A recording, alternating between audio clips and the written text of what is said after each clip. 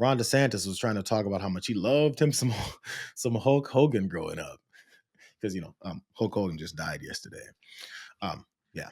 So as he was talking about it, there was someone who stood up and didn't want to hear that anymore.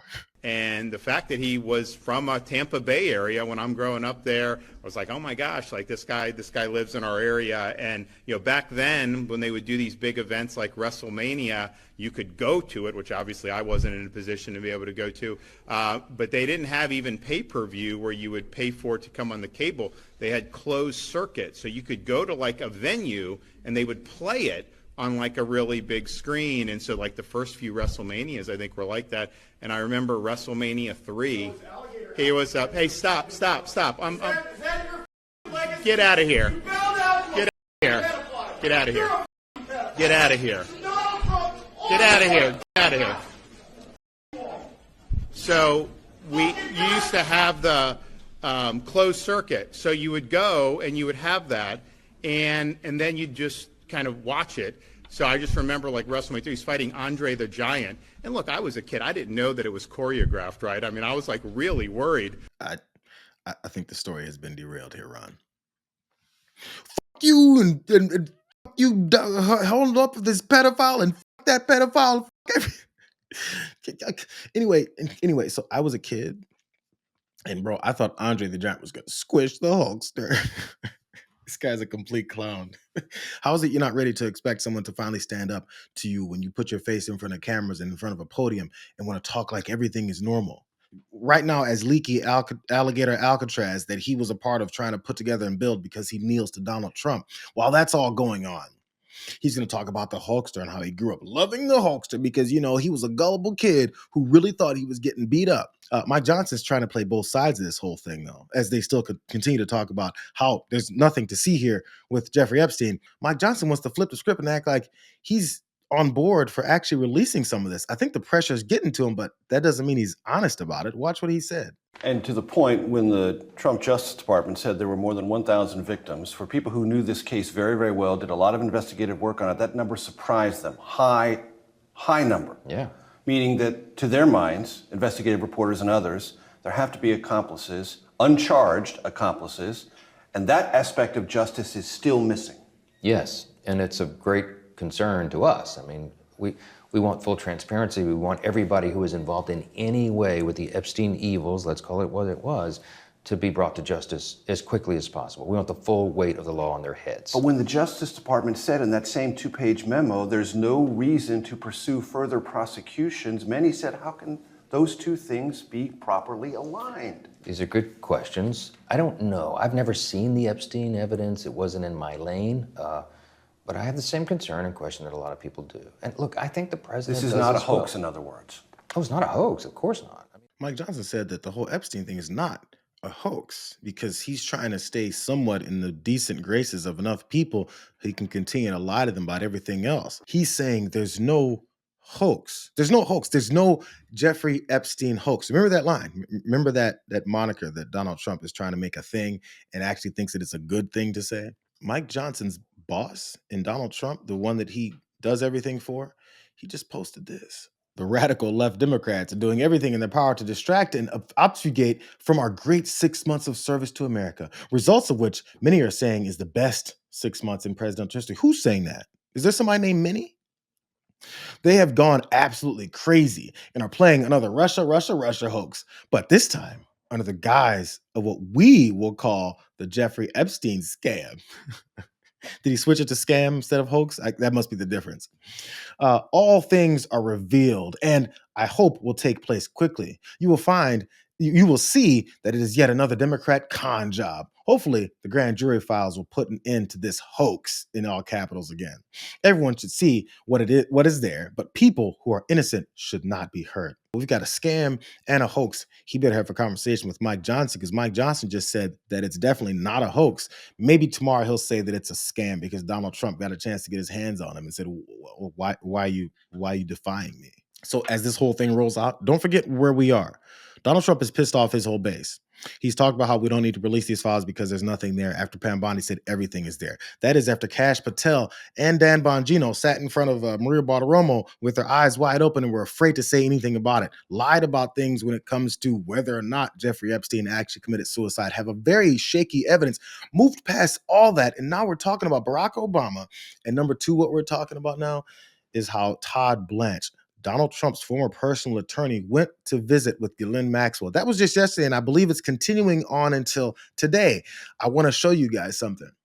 After he met with Ghislaine Maxwell, who people are assuming must secretly and privately and have nothing to do with anyone else seeing or hearing any of these conversations, people are wondering, yo, this sounds like this is a setup for her to say anything you guys want her to say, that so she can get off of her 20-year sentence. Todd Blanche, who's apparently supposed to be a part of the Department of Justice, actually went and was more acting like Donald Trump's attorney to talk to Ghislaine Maxwell's attorney, who said this. We had a very productive day today with the Deputy Attorney General Todd Blanche and Ghislaine Maxwell.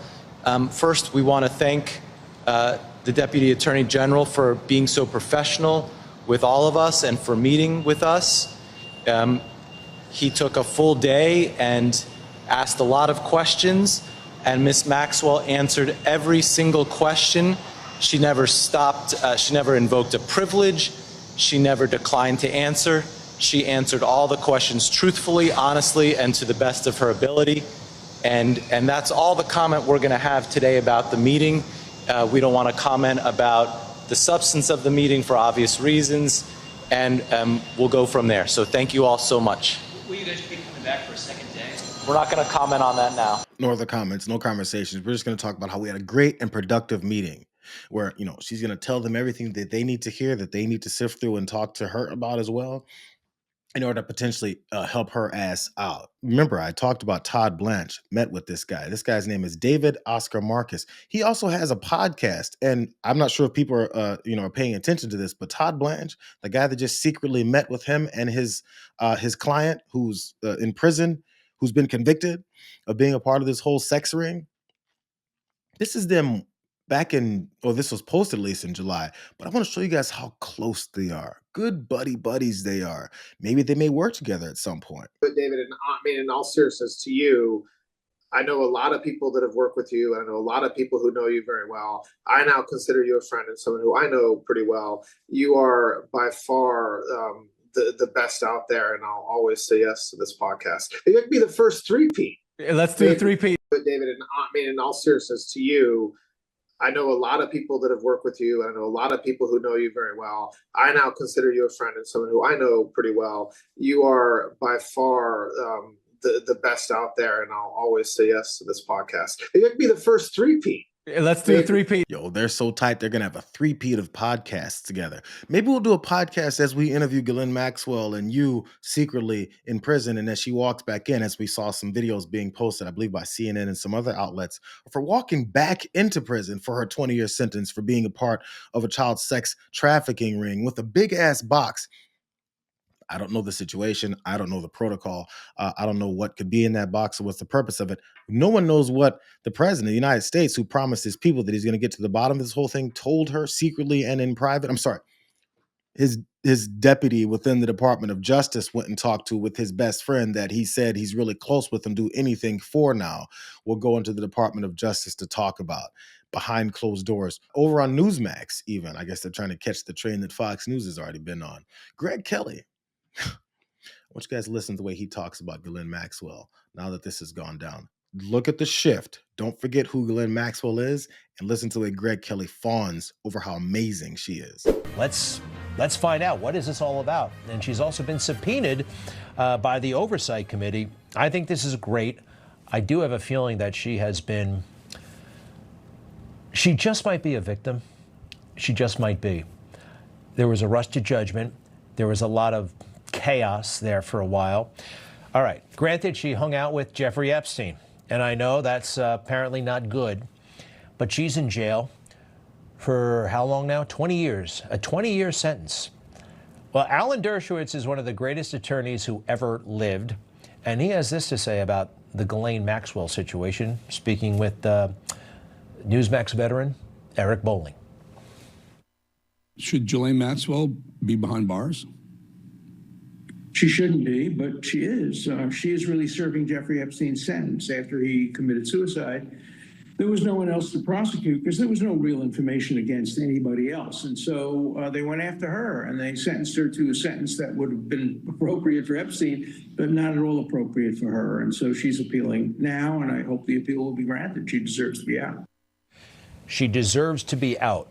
And maybe she never deserved to be in there in the first place. Now, how could you say such a thing? I mean, these are perverts. These are child molesters. We've heard that from whom? From the media? From prosecutors? Prosecutors prosecuted President Trump over nothing. I don't know, but I'm skeptical of everything and everybody these days, and you should be too. Ghislaine Maxwell is a victim. She's a potential victim to those dirty prosecutors. Those prosecutors. Why isn't the people in the Justice Department prosecuting then?